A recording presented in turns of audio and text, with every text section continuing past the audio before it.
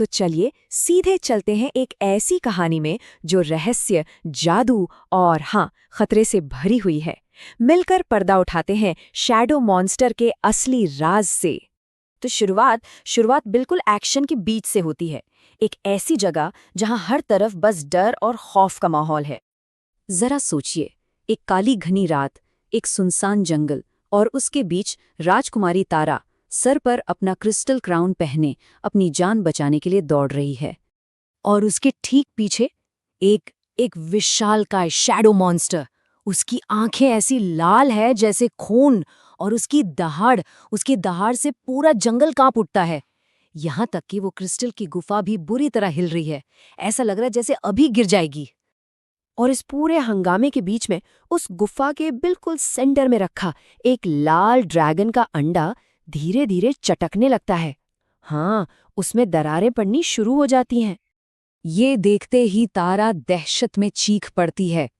उसकी आवाज में डर साफ सुनाई देता है, क्योंकि वो अच्छे से जानती है कि अगर ये ड्रैगन अभी जाग गया तो सब कुछ तबाह हो जाएगा। लेकिन ये सब हुआ कैसे? राजकुमारी तारा आखिर इस मुसीबत में फंसी कैसे? चलिए एक काम करते हैं, थोड़ा सा बस 10 मिनट पीछे चलते हैं और देखते हैं कि इस कहानी की असली शुरुआत कहाँ से हुई। तो सब कुछ शुरू होता है एक जीत के ठीक बाद, जब एक बिल्कुल नया खतरा सामने आ खड़ा होता है और तारा को एक अंधेरे सफर पर निकलना पड़ता है। हुआ ये कि राजकुमारी तारा ने अभी अभी काली माया को हराया ही था कि तभी जंगल के सबसे अंधेरे कोने से एक ऐसी भयानक दहाड़ गूंजी कि धरती तक कांपने लगी। सोच लीजिए, महल के शीशे तक टूट गए। तभी राजपुरोहित एकदम घबराकर चेतावनी देते हैं। वो बताते हैं कि ये शैडो मॉन्स्टर है, जिसे सदियों पहले एक क्रिस्टल की गुफा में बंद कर दिया गया था। तो तारा ने बिल्कुल देर नहीं की, अपना क्रिस्टल क्राउन पहना और इस खतरनाक जंगल की तरफ निकल पड़ी। लेकिन रास्ता आसान बिल्कुल नहीं था।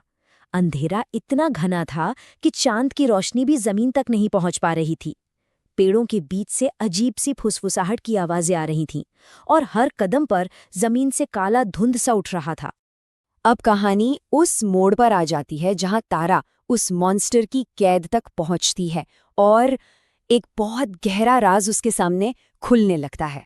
थोड़ी देर चलने के बाद तारा को पत्थर का एक पुराना सा दरवाजा दिखा, और जैसे ही उसका क्राउन उस दरवाजे के पास पहुंचा, वो चमकने लगा और दरवाजा अपने आप खुल गया।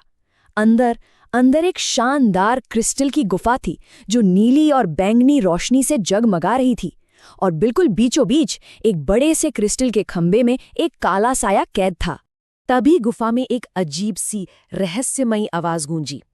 वो आवाज, हाँ, डरावनी तो थी, लेकिन उसमें एक गहरा दर्द भी छुपा हुआ था। वो आवाज तारा से आजादी की गुहार लगा रही थी।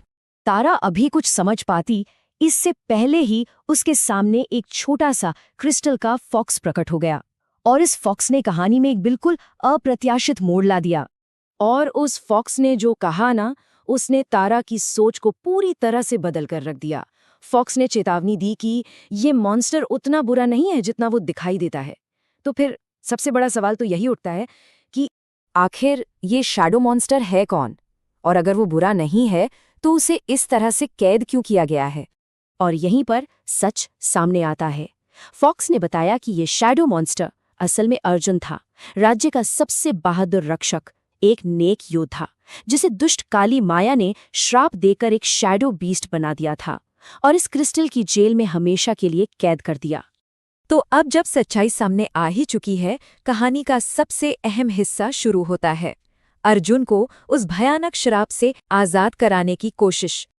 तो तारा ने जाके खंभे को छुआ और बस उसके क्राउन से सुनहरी रोशनी निकलने लगी। लेकिन तभी काली माया का बचा हुआ काला जादू जाग उठा। दीवारों से काली जंजीरें निकलकर तारा को पकड़ने लगी। फॉक्स चिल्लाया, जल्दी हार्ट क्रिस्टल पर रोशनी भेजो। और तारा ने अपनी सारी ताकत एक जगह इकट्ठा की और एक सुनहरी किरण सीधे खंभे के उस हार्ट क्रिस्टल पर मार दी। और फिर हुआ एक जोरदार धमाका। क्रिस्टल का खंभा टूटकर बिखर गया। शैडो मॉन्स्टर बाहर निकला, लेकिन इस बार उसका रूप बिल्कुल बदल चुका था। उसका शरीर अब चमकते हुए क्रिस्टल के कवच से ढका हुआ था। और फिर वो धीरे धीरे अपने असली रूप में, यानी योद्धा अर्जुन के रूप में वापस आ गया। आजाद होते ही उसने सबसे पहले तारा का शुक्रिया अदा किया। ऐसा लगा जैसे चलो सब कुछ ठीक हो गया। लेकिन कहानी यहाँ खत्म नहीं होती।